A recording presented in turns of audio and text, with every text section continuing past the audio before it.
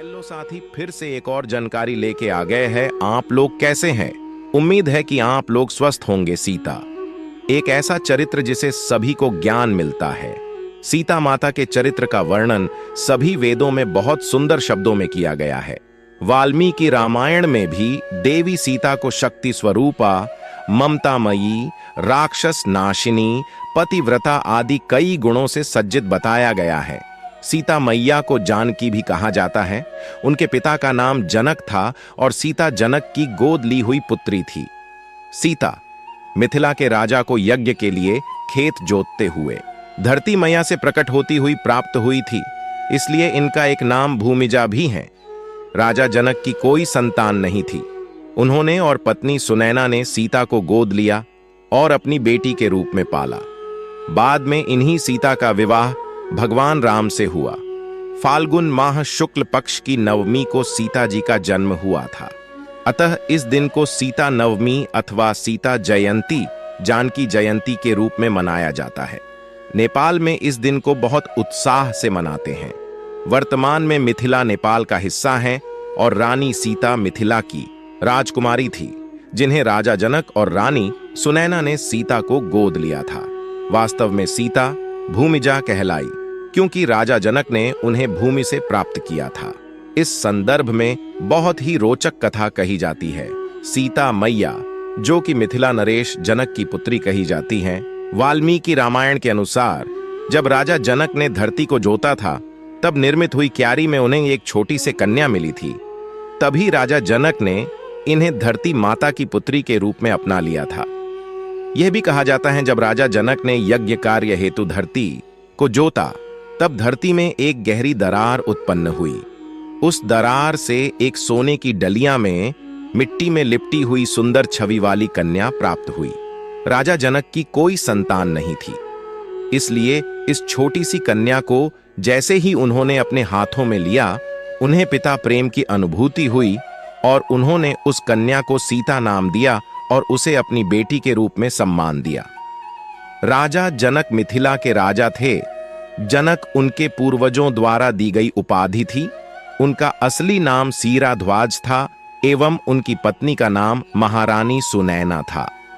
सीता इन दोनों की एकमात्र पुत्री थी। सीता कौन थी?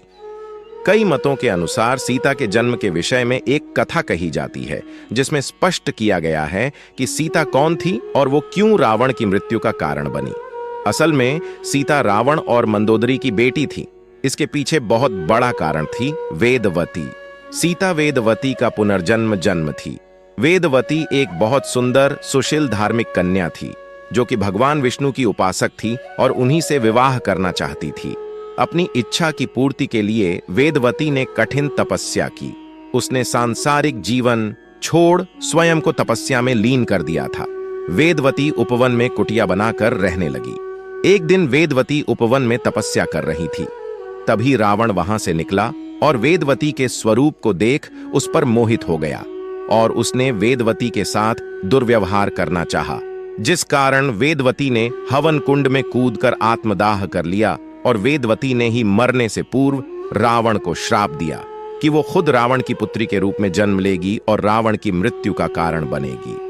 कुछ समय बाद रावण को मंदोदरी से एक पुत्री प्राप्त हुई, जिसे उसने जन्म लेते ही सागर में फेंक दिया।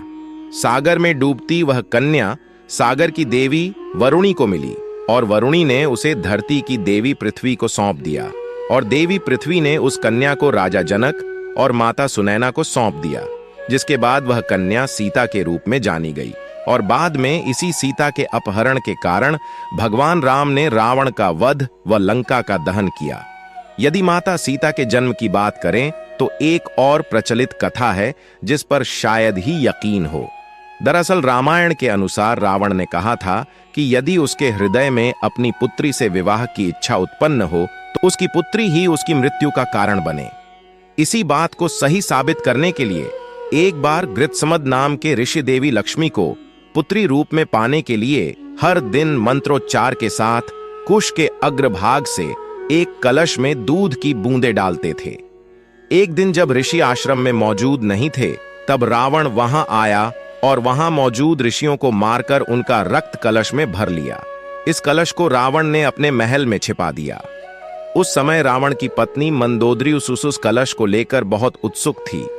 एक दिन जब रावण महल में नहीं था, तब मंदोदरी ने उस कलश को खोलकर देखा। मंदोदरी कलश को उठाकर उसमें रखा हुआ रक्त पी गई, जिससे वह गर्भवती हो गई। मंदोदरी का यह भेद किसी को पता न चले, इसलिए वह लंका से बहुत दूर अपनी पुत्री को कलश में छुपाकर मिथिला भूमि में छोड़ आई। इस प्रकार सीता जी का जन्म हुआ और वो रावण की पुत्री होने के साथ उनकी मृत्यु का कारण भी बनी। जिस तरह सीता मैया धरती से प्रकट हुई थी, उसी प्रकार वह धरती में समा गई थी। रावण के संहार के बाद जब राम अयोध्या पहुंचे, तब उन्हें किन्हीं कारणों से सीता का त्याग करना पड़ा। उस समय सीता ने अपना जीवन वाल्मीकि ऋषि के आश्रम में व्यतीत किया और 2 सुंदर राजकुमार लवकुश को जन्म दिया। राम इस बात से अनभिज्ञ थे कि उनकी 2 अति बलशाली संतान हैं। जब राम ने अश्वमेध यज्ञ के लिए अपने अश्व को छोड़ा, तब इन दोनों राजकुमारों ने उस अश्व को पकड़ लिया और कहा कि अपने राजा को बोलो कि हमसे युद्ध करे। लवकुश भी अपने जन्म के रहस्य को नहीं जानते थे। लवकुश के साथ हनुमान जैसे सभी योद्धाओं ने युद्ध किया, लेकिन कोई उनसे जीत नहीं पाया। तब आखिरी में राम वहां आए, तब उन्हें यह झांत हुआ कि यह दोनों दिव्य बालक उनकी और सीता की संतान हैं। तब सीता को वापस अयोध्या आने को कहा गया। तब सीता अयोध्या की भरी सभा में गई और उन्होंने धरती मां का आवाहन किया और लवकुश को पिता को स्वयं को धरती मां को सौंप दिया। इस प्रकार जिस प्रकार दिव्य जन्म के साथ सीता मैया प्रकट हुई, उसी तरह से वो धरती में समा गई। सीता मैया एक दिव्य स्वरूप मानी जाती हैं। इसलिए कहते हैं कि जब रावण उनका अपहरण करने आया था, उसके पहले ही सीता के वास्तविक शरीर को अग्निदेव को सौंप दिया गया था, क्योंकि अगर रावण वास्तविक सीता को बुरी निगाह से देखता तो उसे देखकर ही भस्म हो जाता। अगर ऐसा होता तो मनुष्य को जाति को नारी के साथ अपनी मर्यादा का सबक नहीं मिलता, जो कि रावण के अंत और उसके घमंड के अंत के साथ मिला। इसलिए अंत में भगवान राम ने अग्नि परीक्षा के रूप में अग्नि देवता से सीता को पुनः प्राप्त किया। उम्मीद है कि यह जानकारी आप लोगों को अच्छा लगा हो। हम आप लोगों से आशा करते हैं चैनल के सब्सक्राइब, लाइक एंड कमेंट कर दीजिए।